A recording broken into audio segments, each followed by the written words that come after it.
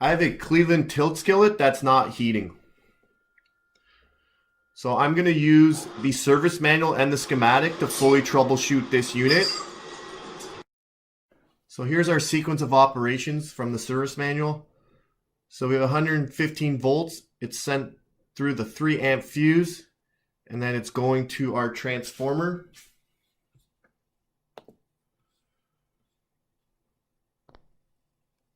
So if we come here, we're coming through our power in to our fuse, and then we're coming down to our transformer, and then this would be, it wouldn't be L2 in this case, it would be our neutral side. So to B, now if I come down here, I have my transformer A and B. Okay, so at this point I can test here and here. These aren't super accessible. The fuse is, but the easiest thing for me to test right now is from A to B. Okay, and that's going to tell me a lot of the story. That's going to tell me if my problem's on my high voltage side or on my low voltage side. Alright, so I'm going to go test the transformer here. This is going to tell us if we need to troubleshoot upstream or downstream. So I do have 28 volts at the transformer, so we're going to troubleshoot downstream from here. Alright, so next is number 2 with the low switch in the low position. So the on-off high-low switch. 24 volts is sent through the normally closed high-limit switch to the mercury switch. If the unit is in the down position, 24 volts is sent through the mercury switch to pin 9. So it's saying power is going to be sent out of our transformer through this fuse. We're going to go on pin 5. Okay, and then based on whether we're on high or low, we're going to go to pin 4 or pin 6. So right here is going to be my next test point on pin 4 of this high-low switch. Alright, so on pin 4, I do have 28 volts coming out of this high-low switch. Alright, so the second step in step 2 is if the unit is in the down position, 24 volts is sent through the mercury switch to pin 9 on the thermostat, and that's being fed from the high limit switch.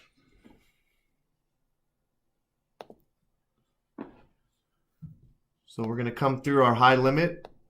If we have power on 4, we're going to come through our limit switch here. It's going to be closed. We're going to come to our tilt switch. We want to make sure that the skillet's in the down position. That's closed. And then that's going to give power directly to pin 9. Okay, so we have a couple test points here that we can do. Okay, there's obviously on the high limit and on the tilt switch. They are not super accessible. Okay, I'm going to make life easy. I'm going to come right to this pin 9. Okay, this is going to be my test point.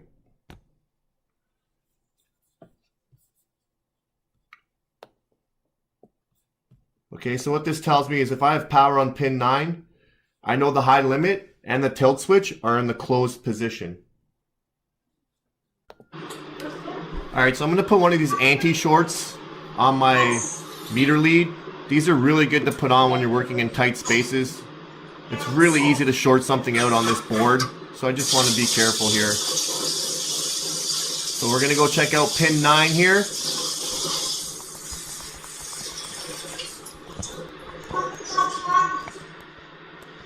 And I do have 28 volts there on pin 9.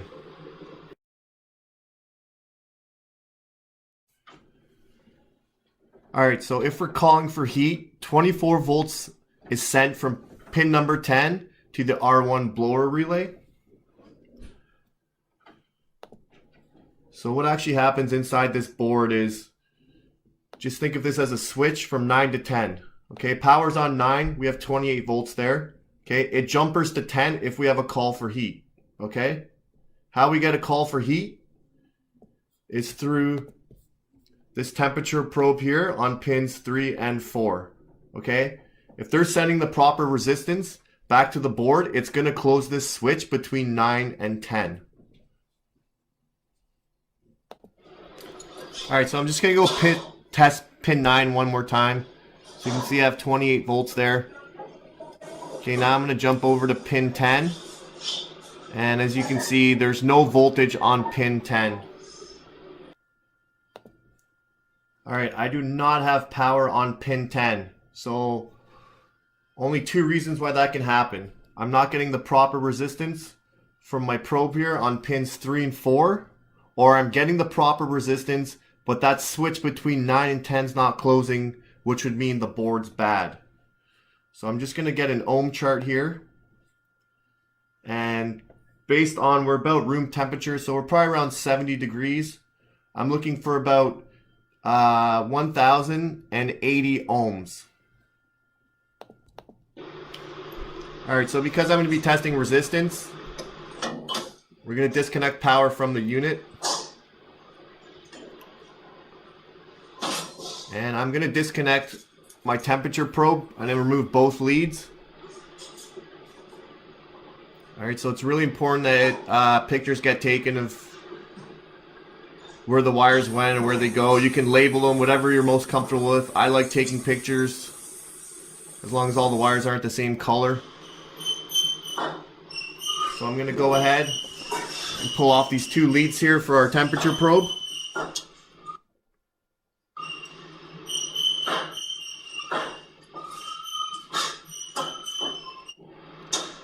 And we'll do a quick ohm test.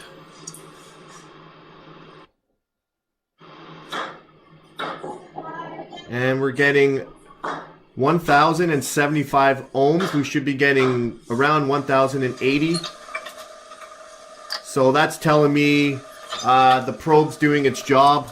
We need a new board here. Okay, so I'm going to change out the board. I'm just going to put it on fast forward here just so this thing doesn't drag out. But you can see I'm going wire for wire. I did take my picture earlier. And go confirm where the probes go. And make sure these probe wires, because they're based on resistance, they have to be really tight on this board. Okay? So that one was a little bit loose. And I'm just confirming all the wiring here now. Make sure everything's wired as it was before.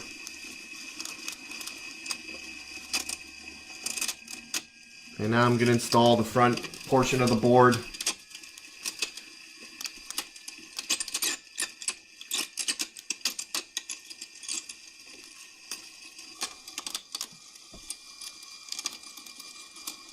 Yeah, just two Phillips head screws on the front. Alright, so now that the board's switched, we're just going to draw out the schematic here just so we can see the sequence. So we know we come down to our transformer, so we'll start from there. From our transformer, we come to our high-low switch. So in this case, we're on pin 4. Okay, from there, we're coming down to our high limit. Through our limit, through our tilt switch. From our tilt switch, we're coming down to pin 9.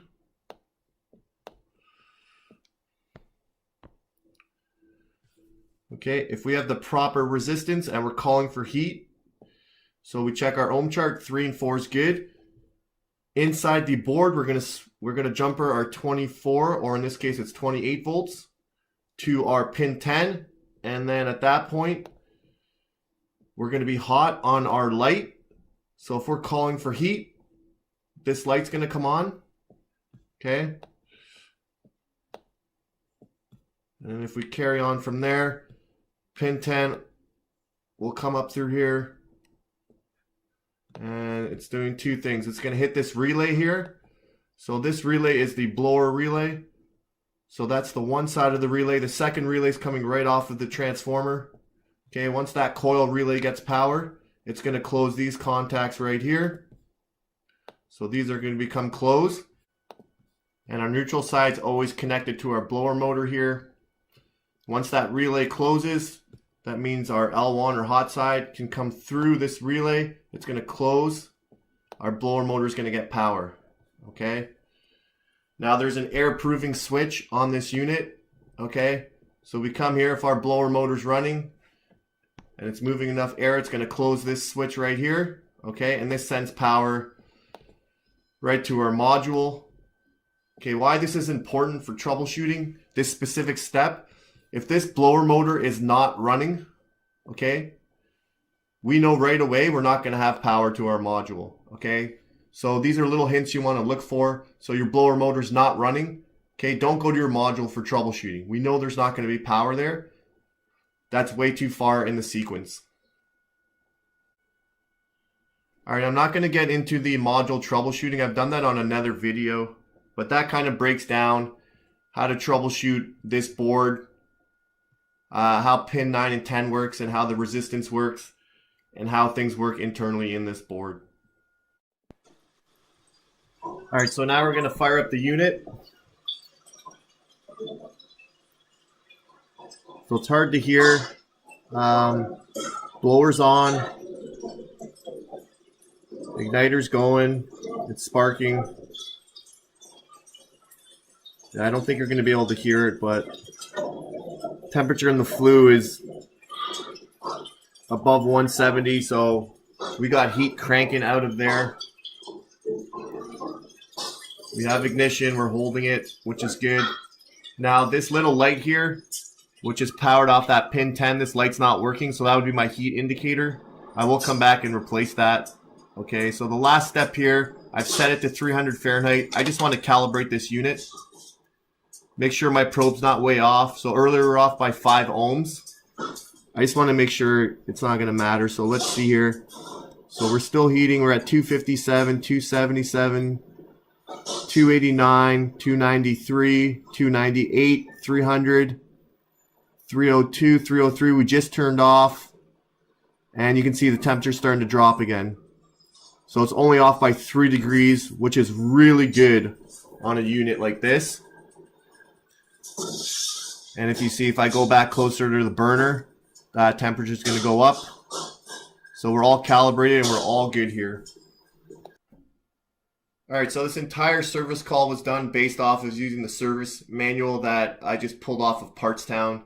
You can see just by following the sequence of operations and just using the schematic and just going from point to point just to see how the power flows through the circuit, you can easily find the problem. This probably took me 30 minutes or less to troubleshoot. It was really quick. Now I am super familiar with this unit, but I still pulled up the service manual. You'll notice the way I was troubleshooting. I know I've been teaching everyone to go point to point. So test point 1 to test point 2 to test point 3. That's kind of a beginner way of testing things. Not all the components are very accessible. So sometimes I'll go from test point 1 to, let's say, test point 4. And if I have power at test point 4, I know I can just keep working downstream of there. If I don't, I go upstream. So that's kind of why I wasn't going point to point. And it'll be good for everyone just to start troubleshooting that way. It's more of an intermediate level of troubleshooting things. And I can't stress the importance of just getting a service manual, getting to know the unit. Don't just rely on tech support and give them a call. Pull up the service manual. In this case, this one was written really well. They're not all written this well. Good job on Cleveland for that.